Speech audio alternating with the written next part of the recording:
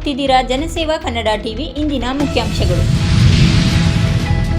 ವಾಲ್ಮೀಕಿ ನಿಗಮದ ಹಗರಣ ತನಿಖೆ ನಡೆಯುತ್ತಿದ್ದು ಕಾನೂನಿನ ಮೇಲೆ ಗೌರವವಿದೆ. ಪ್ರಸನ್ನಾನಂದ ಪುರಿ ಸ್ವಾಮೀಜಿರವರ ಹೇಳಿಕೆ.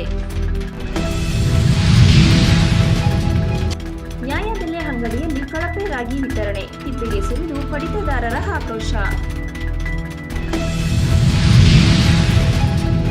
ಮಂಡ್ಯದಲ್ಲಿ ವೀರಶೈವ ಮಹಾಸಭಾ ಚುನಾವಣೆ, 72 ಮತಗಳ ಅಂತರದ ಗೆಲುವು. ಆನಂದ್ರವರ ಹೇಳಿಕೆ. ಕಾವೇರಿಗೆ ಬಾಗಿನ, ರಾಜವಂಶಸ್ಥರ ಆಹ್ವಾನಕ್ಕೆ ಒತ್ತಾಯ.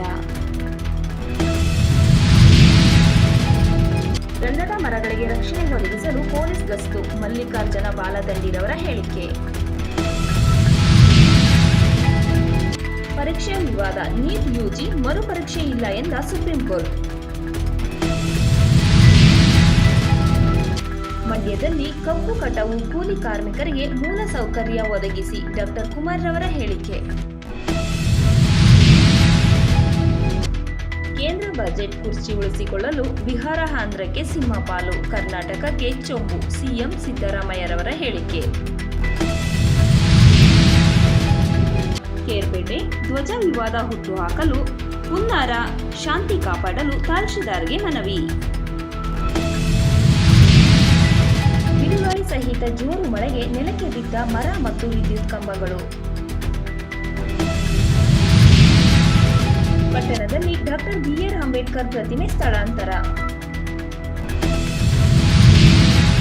ಶಾಲಾ ಮಕ್ಕಳನ್ನು ಅಕ್ರಮವಾಗಿ ದುಡಿಮೆಗೆ ದೂಡಿದ ಶಿಕ್ಷಕರು, ಕ್ರಮಕ್ಕೆ ಆಗ್ರಹಿಸಿ ಪೋಷಕರಿಂದ ದೂರು. ಡಿಕೆಶಿ ಭೇಟಿ ಮಾಡಿದ ವಿಜಯಲಕ್ಷ್ಮಿ ದಿನಕರ್. ನನ್ನ ಅಧಿಕಾರಾವಧಿಯಲ್ಲಿ ಮಳೆಯಾಗಲ್ಲ ಎಂಬುದು ಮೌಢ್ಯ, ಈಗ ಎಲ್ಲಾ ಜಲಾಶಯಗಳು ಭರ್ತಿಯಾಗಿವೆ, ಸಿಎಂ ಸಿದ್ದರಾಮಯ್ಯರವರ ಹೇಳಿಕೆ. ಬಜೆಟ್ ತಾರತಮ್ಯ, ಸಂಸತ್ತಿನ ಎದುರು ಇಂಡಿಯಾ ಒಕ್ಕೂಟದ ಪ್ರತಿಭಟನೆ. ಸಬ್ಸ್ಕ್ರೈಬ್ ಬಟನ್ ಮೇಲೆ ಕ್ಲಿಕ್ ಮಾಡಿ ಹಾಗೂ ನಮ್ಮ ಹೊಸ ವಿಡಿಯೋ ನೋಟಿಫಿಕೇಶನ್ಗೋಸ್ಕರ ಪಕ್ಕದಲ್ಲಿ ಕಾಣುವ ಬೆಲ್ ಬಟನ್ ಮೇಲೆ ಕ್ಲಿಕ್ ಮಾಡಿ ಹಾಗೂ ಲೈಕ್ ಮಾಡಿ, ಶೇರ್ ಮಾಡಿ, ಕಮೆಂಟ್ ಮಾಡಿ.